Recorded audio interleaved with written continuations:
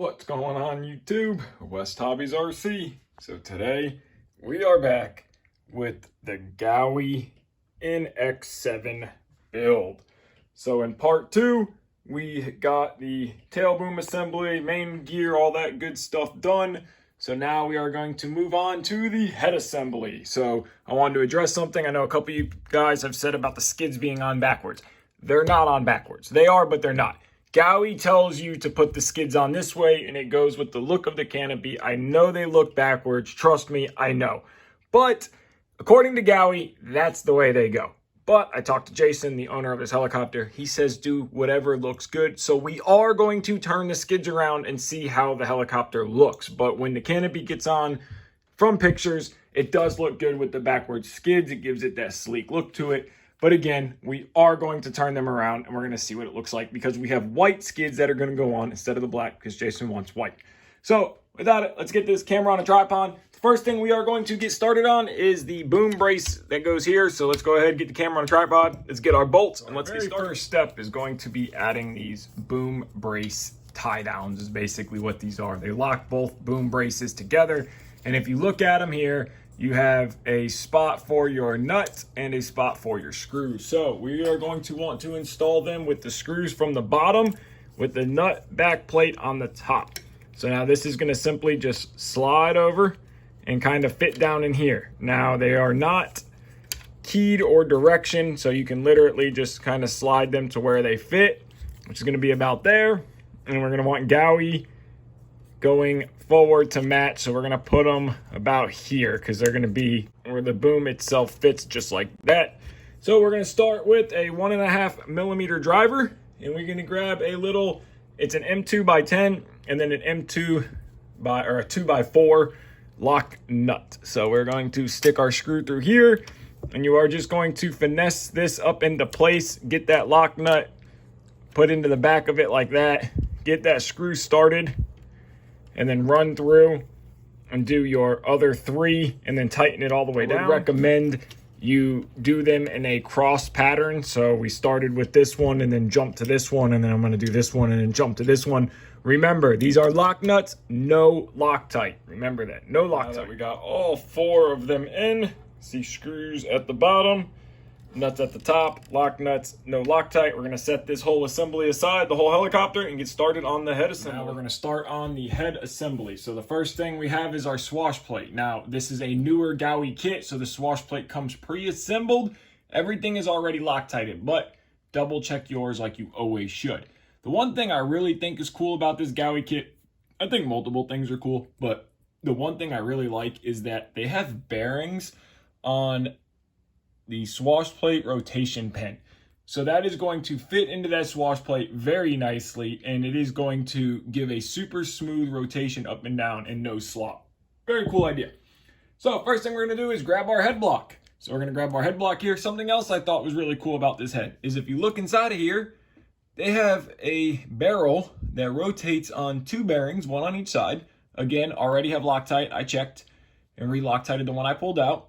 And that barrel is where the feathering shaft goes through, and that actually allows the feathering shaft with the dampeners to move silky smooth. Very, very cool. So first thing we're going to do is grab our head dampeners, which are these guys right here. We're going to grab a little bit of micro lube, and we are going to just put a little bit of micro lube. I like to just on the outside of the dampeners just to help lube them up as they slide into place. So we're going to grab our head block. Now the dampeners don't go in a certain way, doesn't matter. Do the same thing on the next one. You're gonna just lube it up and slide it in here. Grab our paper towel that we have. I already went ahead and preloaded our thrust bearings, or pre-greased them, I should say. I just used micro lube like I use on everything, micro lube G261. Buy it on Amazon. It is a little bit on the expensive side. I just bought a new tube yesterday, and it was on sale. So first thing we need to do is we need to grab our blade grip. Now, one thing you will know in the blade grips, I took one out, is if you see down inside of this blade grip, the bigger OD end of the thrust bearing, the cap that goes on the thrust bearing washer, is installed. I took one out so you could see that. So we're going to take this one here, and we are going to drop it down into the blade grip and put it back. Now, GAUI says they do that for faster building. I don't know how much that actually really helps. So we're going to put that guy back in there just like that. Set our blade grips aside. We are going to grab our feathering shaft. Another little tip. Make sure you clean your feathering shaft bolts with rubbing alcohol. They have a little bit of machining oil on them. You want to have a super clean and good grip. So we're going to take our actual feathering shaft. We're going to slide it through. Now you need to align that little barrel and get it to where the feathering shaft can slide through that barrel. Once you get it there, it'll slide right through. Now that we have our feathering shaft through our head block, I like to try to get it even. I don't put a ruler or measure it or nothing. I just get it as close as I can by eye. We are going to assemble the blade grips and the bearings. Now, if you notice in the bearing, again, our thrust bearing race is already in there. The larger ID and our thrust bearings themselves are already pre-greased. So now you're going to get 4 of these 0.1 washers, okay? They come with 4. And then you're going to get 2 bags. You're going to get a bag with W10 by 2 by 16.09, 0.9. And you're going to get these that are 0.8. Now, they give you those for the tightness of the head. So we're going to assemble it with the 1 for now and see how it goes. So that's going to slide onto here like this. And then we're going to grab our blade grip and our blade grip bolt. So we're going to slide this washer in the bolt. Now, what I like to do right off the bat, before I assemble, is I like to take a little bit of Loctite and I like to let it all over the bolt. Looks like a lot, but I set it aside and I let it run. And then I take my feathering shaft and I will put a bead of Loctite in the threads, let that run down. And I like to let it run so it has time to soak. So we're working on this side. So we're going to grab our 2mm driver, and this is how we're going to assemble it. This is the bolt of the blade grip. Now these are done a little different. Bearing goes on first, and then we're going to take another one of the 1 washer, drop that guy in there like that. Smaller ID thrust bearing, throw it like that. Take the thrust bearing itself, again, open side out, close side towards the bolt. Drop it down there like that. We're going to take our blade grip with the larger ID already in there, and we are going to drop this whole assembly very carefully, and we're going to drop it completely down into there just like that. We're going to push, take our driver, make sure that that washer shim is in place. Then we're going to take a little bit more of our micro lube, and we are going to give the feathering shaft a nice little coat. I like to use a lot of grease and get this real nice and greased up. Then we're going to take our blade grip. We're going to drop it down into here like this. Carefully wiggle it around. Then we're going to take our feathering shaft bolt. We're going to grab 1 blade grip bolt, and I pushed the blade grip too far through when I was trying to get just a little bit. And we have our washer on there, and we want to just snug this one all the way down. We let our Loctite run in. We just want to snug it down. And then we want to push this feathering shaft back through to the other side. Push your dampener back down. And then we want to assemble the other grip the exact same way. So we are going to do bearing, shim, wipe off any excess micro lube. Then we are going to do thrust bearing race, open side out. And we are going to take our thrust bearing, again, open side out. Then we're going to take a paper towel and just wipe off any excess micro lube so it can't get in the threads of the actual feathering shaft. And then we are going to take our shim. We're going to slide it onto the feathering shaft, take our blade grip, take our assembly that we just put together. We want to carefully drop it down into place. And you want to make sure that this bearing here goes in there flat. We don't want that bearing to go in there crooked. So drop that whole assembly down into there. Push that shim up out of the way. A little bit of micro lube on the actual feathering shaft. I am running so low of micro lube. The other tube should be here very soon. We want to smear it across our feathering shaft, carefully not to get any in the threads, which is a bad day. Take your blade grip, Slide that whole assembly on there just like that. Take your feathering shaft bolt and go ahead, run that feathering shaft bolt into this end of your blade grip, 4mm driver onto both ends, and start cranking your bolts all the way down until they are tight. Bolt our feathering shaft bolts nice and tight. It should have sucked the bearing assembly down a little bit. So now your head should be smooth and free, but no slop, no grit. Go ahead, wiggle, pull. If there's any issues, pull it back apart, add another shim on each side, put it back together.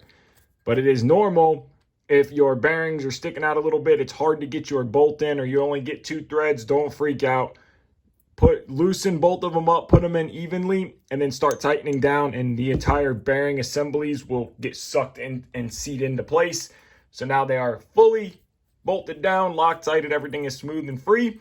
Let's move on. Next thing we are going to do is add our arms. Now look at your blade grip. This circle side with your bolt is going to slide into is the top, and this squared out side is going to be the bottom for your blade bolts. So we're going to take this little arm here. It's going to go into that hole there.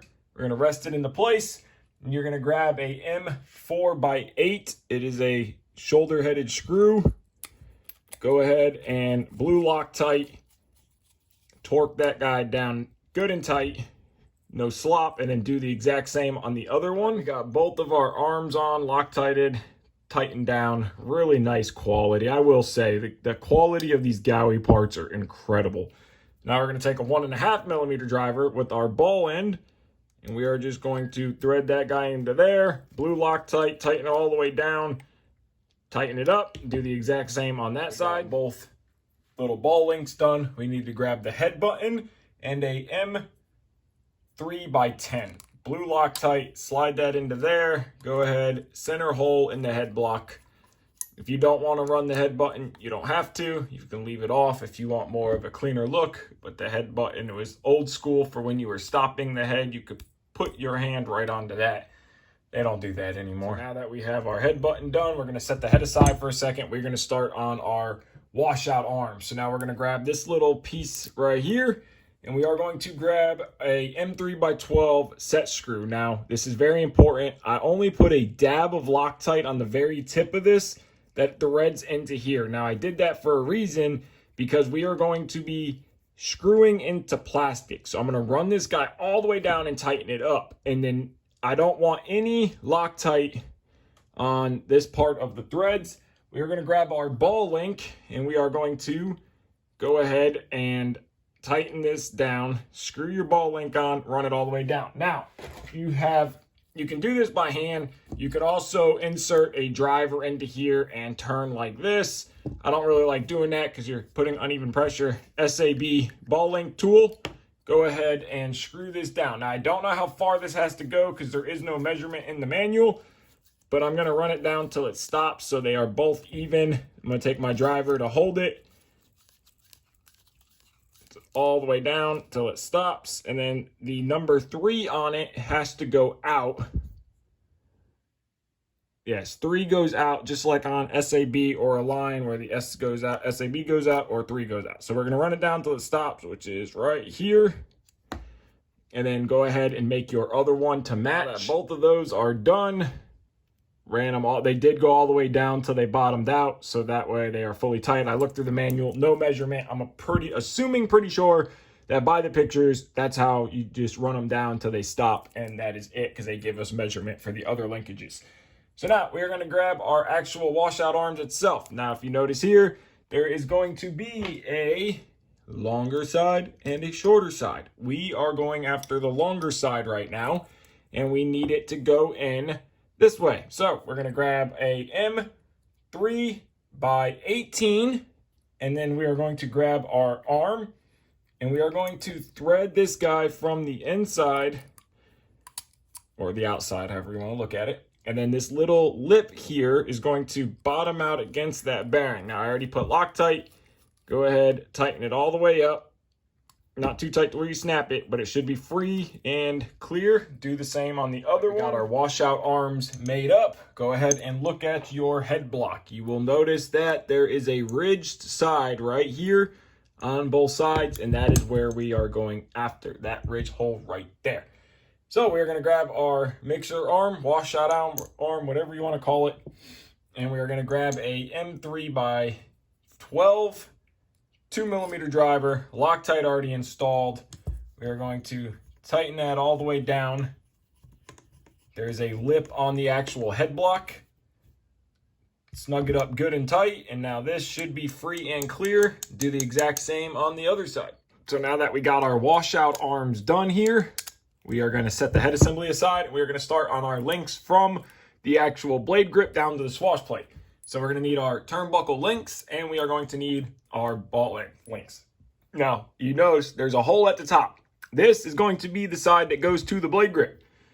This is a left hand, this is a right hand thread. So that is very important. Go ahead, stick a driver in, and now remember, this is left-handed thread. So take your ball end here, and we're gonna turn left to get it started. And if you have some kind of ball end driver like this guy here, SAB kit one, super easy, just go ahead, turn it, and then flip it over. We're gonna grab our next one here. This is gonna be a right-handed thread. So you can just go ahead and get that guy started right-handed. You got to get it started a few threads before you use your tool. And then now spin that all the way down. And you want this to be an overall length of 75mm from here to here. So we want overall 75mm. And then once we get our 75mm, we want to make sure that 3 faces out on one side and 3. So they're going to be opposite of each other for when they go on the swash plate. So go ahead and make both of those up at 77mm. So now we got both of our links done at 77.5mm. So now these are ready to go. So we are going to clip those onto the top with number 3 facing out.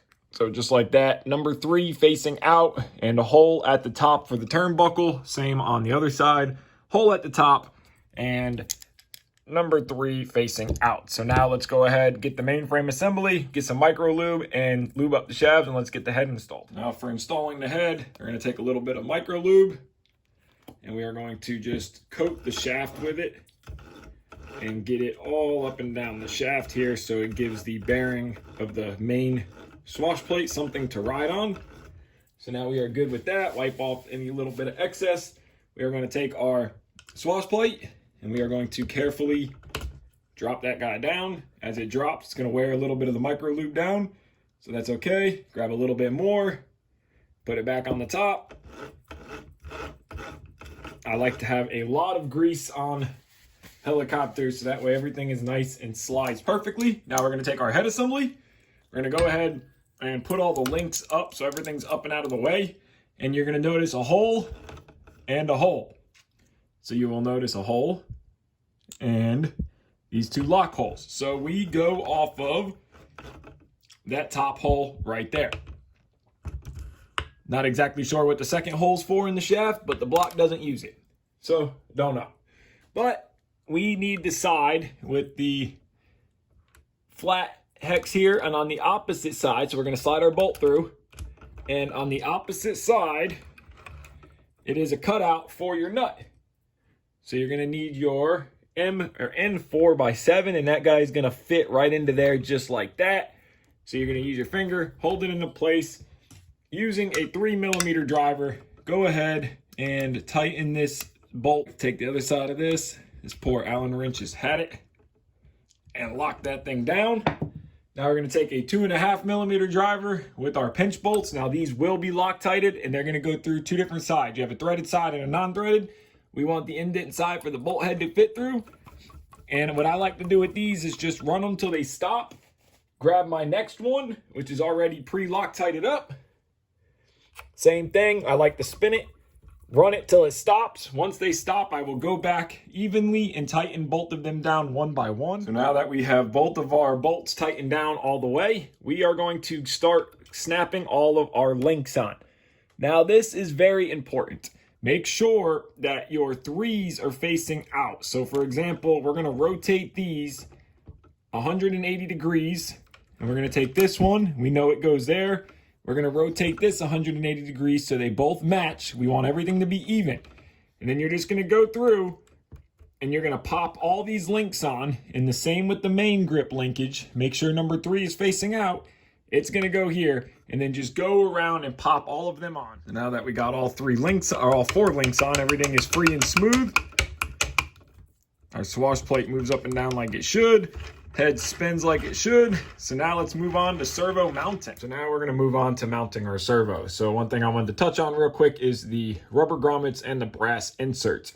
So now on a nitro model, I personally like to rubber mount my servos. This is totally user preference and your choice, but to me, I like to rubber mount them because it helps absorb the vibrations of the nitro engine, help prolong the life of your servo. I'm not a SMAC 3D pilot. I can personally never tell you the difference between a rubber mounted and a hard mounted servo as far as flight performance. So maybe if you're a SMAC 3D pilot and you can feel the difference, then hard mount them, your choice. But if you rubber mount your servos, pay attention to the brass inserts and the way they go on the actual helicopter. So you want your brass inserts to be against the mounting location. So if our servos go in like this, our bolts are going to go in through the backside, and our hard mount is going to be on the front. Now, if your hard mount's going to be back here and your servo slides through like this to where your mount is, your bolts go through here, you want to flip the grommet over, but ours go in like this, bolts through the back. So now let's go ahead, get our servo horns out. Let's get our ball links put on and get our servos mounted. So now we have our servo horn here, and we want our ball link to be on the front side of the horn. So now in the kit, they give you a couple different size of the actual little spacers that go in between the ball link here and your servo arm. Now, depending on how you want your horn to sit on the spacing of the ball to sit, you can have it sit far, depending on where your servo is and your linkage. So I'm gonna start with no spacers, and we're gonna see how that is. If the linkage isn't straight up and down, and we have a little bit of an angle to it or anything like that, we can always go back and add a spacer. But the manual tells you multiple different ways. So you're gonna take your lock nut from the back side here, go ahead, run that screw down. These screws are very long, and that's okay. You can always cut off what you don't need on the end of it, but I'm gonna grab it with a little pair of needle nose on the back side, run this screw all the way down until it's completely tightened up. So now that we got our ball and servo arm completely tightened up, we are going to add our servo arm. So what I'm gonna do is just kind of find right where I think center is. Now you can power the servo up and test it and find center.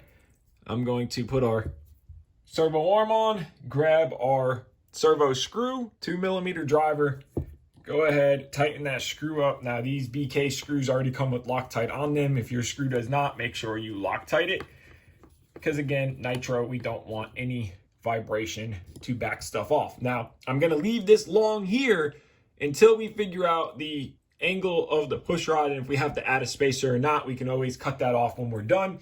So now let's get ready to mount this servo into the helicopter. So now you're gonna have these carbon fiber plates, and you're gonna have 2 long and 2 short. Then you're gonna have these little rubber ends here. Now what these little rubber guys are gonna do is they're just gonna slide over the end like this and like this. And now what that is for canopy protection. This little long one carbon plate goes on the bottom of the servo mount, and the short one goes on top of the servo mount, and they go just like that. And what that does is keeps the canopy from hitting the main gear. Very cool idea. So now we're going to take our servo, and our servo is going to fit right into here like this. And then we are going to take our short mount. We're going to put that guy here. We're going to take our 2mm driver with a M2.6 by 12 screw, Loctite already on it. And we're just going to go ahead and get that guy started. And then you're going to want to go through and do all 4 of your screws just like that. Remember, on the bottom, the long bracket goes down here. So now we have our long bracket. M2.6 by 12. We're going to do the exact same thing. Loctite, run the screw in there, run that guy all the way down, and then do your other 2 screws, and then do the exact same method on the other side. Our next step, now that we got our 2 front servos mounted, is going to be doing our linkages. So now your linkage is very simple. I already went ahead and made 2 of them up. So these are going to be the front 2. This linkage we're about to make is the back linkage. Now, they give you a measurement from center ball to center ball, and that measurement is 50.2 millimeters. But I'm going to give you a measurement from overall ball to overall ball. So what you're going to do is, I like to grab them. You can do this 2 ways. So the easiest, fastest way to do this is take yourself a drill motor. Put that in halfway. Now this only works for one side, but you can get it straight. And then you can hold one end, or you can use a little tool and just slowly spin it down. Just like that, you're done. Unfortunately, only works for one side. So then I come back with a side bite style plier, and I don't grip too strong where it'll actually cut it, but just enough to where it won't spin on me. And then you just push, get it started, and spin it down. Grab our little tool here, spin it all the way down. And you can see it slipped out there. That's okay. Let's get another good grip. And then we're going to do an overall measurement from end to end. So from center ball to center ball, they tell you 50.2. I measured the other 2. They're about 58.12, 58.15. So this one is going to be 58.18. So we're going to call that good. Unfortunately, because of the way we have to turn this, we are not going to be able to get an accurate exact measurement of 58 millimeters or make them all 100% identical because of the way threads are cut and so on and so forth. But we do know that the 2 on this link needs to face out. So this is going to go on the swash plate side. This is going to go on the servo side. So we're going to go ahead and get this one on the helicopter, but first we need to get the elevator servo on. Now we went ahead and made up our servo arm. Again, ball link in the middle on all 3. So now this servo is going to sit with the splines to the nose of the helicopter, which is over here. This is the tail. So nose, we want spline to the nose, servo arm forward, and we put our grommets in so that our brass flange sits flat against the carbon fiber surface. And the frame is little nut certs to thread your bolts into. That servo is going to sit in there just like that. We are going to take our M2.6 by 12s, and we're going to take a carbon fiber plate, and we are just going to thread this into here, get it started, and you're going to have 2 screws per side. So you're going to have 1, 2, and then 1, 2, so it'll be a total of 4 screws. Installing the bottom screw here, and then I just like to get them snugged up and then go through and tighten all 4 of them down. So now they're snug. So I'm going to go a quarter turn, and I just go back and forth until I am completely happy with how tight they are. And then I look on the inside, make sure that they're not hitting anything, that the servo can move freely, which they can. So now we're going to take our actual push rods, this is going to be for the back elevator. So we need to look down, and we need to know that this side fits onto the arm. And we are going to have to adjust this one out a half a turn. So it's going to fit on here like this. We want the number 2 facing out. Number 2 facing out. So we know that this is going to go on there like that. But as you can see, it won't go on. So this is purposely not Loctited. They don't tell you this in the manual. 1.5 millimeter driver. Go ahead and pull your bearings and rotation bolt out. Take your servo link. We are going to slide it onto here. And then you can push, and these links are very, very tight. Very tight. You might have to use a link driver. And then we're going to go ahead and reinstall this bearing with the bolts, 2 bearings, and we're just going to not Loctite them yet until we put the anti-rotation. So we're going to leave them loose. And another mental note that this is loose. You're going to come to your front servos here, and same thing. You want the numbers facing out. And I already pre-made these up. Numbers facing out, so you're going to go ahead and adjust these accordingly. And that one's gonna fit just like that. So do the same on the other side, pop all your links on. So now that we got our links on, we're gonna move on to this side and we're just gonna do the tail servo, get the tail and throttle servo mounted, and then we're gonna end part 3 off here. So the tail servo is going to go in just like this with the splines going down. So now we are using the BK 905. So we are going to take our tail servo wire and we are just going to loosely put it into the frame. We're going to route all the wiring later. Now remember, we want our grommets facing the mounting surface. So it is going to literally slide into there just like that. And we're going to need our M2.6 by 12 screws. We are going to need a little bit of Loctite, a 2mm driver, and we're just going to go ahead, put some Loctite on. We're going to run our screws in. There is nut plates in the back of the servo. And then you're going to do that for all 4 bolts. Now that we got our tail servo mounted, we are going to flip the helicopter over and we are going to mount our throttle servo. So same thing, throttle servo is going to go into this hole. So we're going to fish this wire back through, grab our throttle servo, and we want splines down, grommets mounted the same way. So now I know that the wiring is going to go up and out. So we are going to mount our icon here, and I've got some ideas on how to make the wiring look super clean. Nice little slot. We'll get to that on another part of the video. But for this time here, we're just going to slide our throttle servo to match the rudder servo. And then we're going to drop it into its hole and do the exact same thing with the carbon plate and the M2.6 by 12. We got all 4 screws in. We're just going to go ahead, finish snugging them up.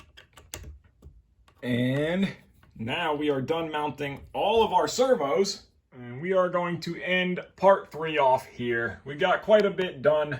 The GAUI build definitely is very involved, but it is looking so good. These BK servos are looking incredible. Red tail servo, blue cyclic. The head looks amazing. So I'm excited. In part 4, we will make up our throttle linkage, get all that mechanically set up properly. We will make up the tail servo linkage because we have not made that up yet.